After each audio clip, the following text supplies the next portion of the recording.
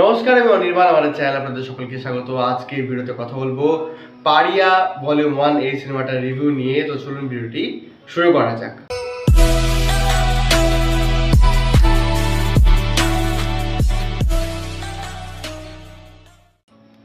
তো অবশেষে পারিয়া সিনেমাটা আমি দেখলাম। জানি একটু বেশি দেরি করে ফেললাম, প্রায় 2024 সালে সিনেমাটা রিলিজ হয়েছিল, আর আমার প্রায় 1 বছর পরে এই সিনেমাটা দেখার সৌভাগ্য হলো। তো কেমন লাগলো এই সিনেমাটা? দেখুন, আমি যদি এক লাইনে এই সিনেমাটা রিভিউ করি তো বলবো যে এই সিনেমাটা আমার বেশ ভালোই লেগেছে, এবং এই সিনেমাতে বেশ কিছু ভালো দিক রয়েছে এবং একটা আমার কিন্তু কি ত্রুটির দিক মনে হয়েছে। আমি প্রথমে ভালো দিকগুলো নিয়ে আলোচনা করি। প্রথমত, যে গল্পটা, যে কনসেপ্টটা এখানে বেছে নেওয়া হয়েছে সেটা কিন্তু বেশ ভালো। মানে এই যে স্ট্রিট ডগ তাদেরকে নিয়ে যে আর কি যে সিন্ডিকেটটা তৈরি হয়েছিল, এবং অ্যাকচুয়ালি কি এই সিন্ডিকেটের বাইরেও যদি বলি তাহলে এই স্ট্রিট ডগদের উপর কিন্তু অনেক আর কি অত্যাচার হয়, এগুলো কিন্তু আমরা দেখতে পাই অনেক। তো সেটার উপর আর কি নির্ভর করে যে কনসেপ্টটা তৈরি করা হয়েছে, যেখানে যে গল্পটা প্রেজেন্ট করা হয়েছে সেটা কিন্তু বেশ ভালো। তো গল্পটা কিন্তু বেশ এঙ্গেজিং করে রাখে এবং শুরু থেকে শেষ পর্যন্ত কিন্তু গল্পটা আপনাকে হুক করে রাখবে।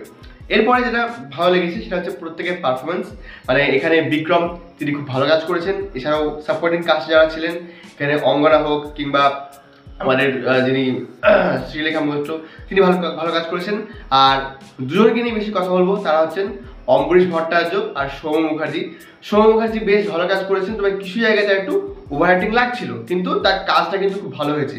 আর অম্বরীশ ভট্টাচার্য, তাকে অনেকদিন পর একটা নেগেটিভ রোলে দেখলাম, তাকে কিন্তু বেশ ভালো লেগেছে আমার। তো সাপোর্টিং কাজ থেকে শুরু করে প্রত্যেকের কিন্তু অভিনয়ের কাজ কিন্তু বেশ ভালো, এবং অ্যাকশন কোরিওগ্রাফিগুলো কিন্তু আর কি আর একটু বেটার করা যেতে পারতো, যেটা আমার একটু নেগেটিভ পয়েন্ট মনে হয়েছে।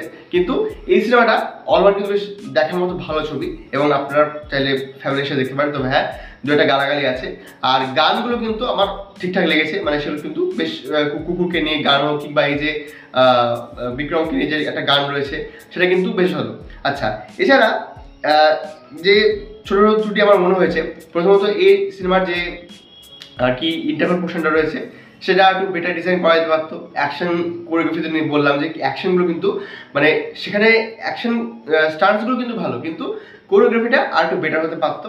এবং শেষের যে ক্লাইম্যাক্সের ফাইটটা রয়েছে, যেখানে আর কি অ্যাকচুয়ালি বিক্রম আর সৌম্য মুখোমুখি হচ্ছে, ওটা যদি আর একটু ইন্টেন্স ফাইট করা হতো তাহলে কিন্তু ভালো লাগতো। মানে হঠাৎ করে সেই চেনশো দিয়ে কাটাকাটি শুরু হয়ে গেল, ওরা ওই চেনশো দিয়ে কেটে দিল। মানে আমি আর একটু ইন্টেন্স ফাইটটা দেখতে চেয়েছিলাম, এবং হ্যাঁ, ওখানে একটু টুকটাক করে সিন কেটে নেওয়া হয়েছে, হয়তো এটা সেন্সার থেকে করা হয়েছে, বাট আমি আশা করিনি যে সেন্সার থেকে একটা কাট করা হবে। তো ওগুলো আমার একটু ত্রুটি মনে হয়েছে।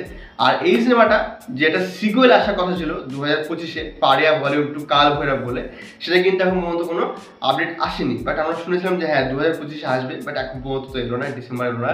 আশা করবো 2026-এ এই সিনেমাটা আমরা সিকুয়েলটা পাবো। আর যে ক্যারেক্টারটি রয়েছে বিক্রমের, তার তো খুব একটা আর কি ডিটেলস দেওয়া হয়নি, জাস্ট একদম সিনেমার শেষে আর কি ডিটেলসটা দেওয়া হয়। তো তার যে কি গল্পটা সেটা হয়তো একটু বেশি করে এক্সপ্লোর করা হবে, এটা আমি আশা করছি।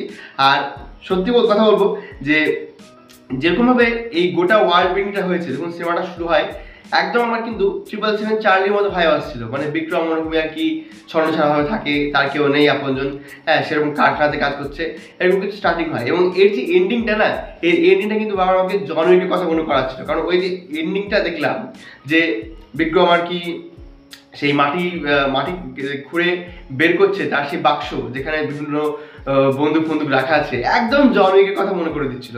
তো যাই হোক, মানে একটু নকল হোক, বাট কি আমাদের বাংলায় যেমন কাজ খুব কম হয়, তো সেটা ভীষণ ভীষণ অ্যাপ্রিসিয়েবল। আর এই সিনেমাটা অ্যাভেলেবেল রয়েছে হইচইয়ে, তো আপনারা সিনেমাটা দেখতে পারেন, প্রায় 2 ঘন্টা 15 মিনিটের সিনেমা। তো এই ছিল আজকে ভিডিওটি ভালো লাগলে লাইক করুন, কমেন্ট করুন, শেয়ার করুন, আমাদের চ্যানেলটি অবশ্যই সাবস্ক্রাইব করুন। ধন্যবাদ।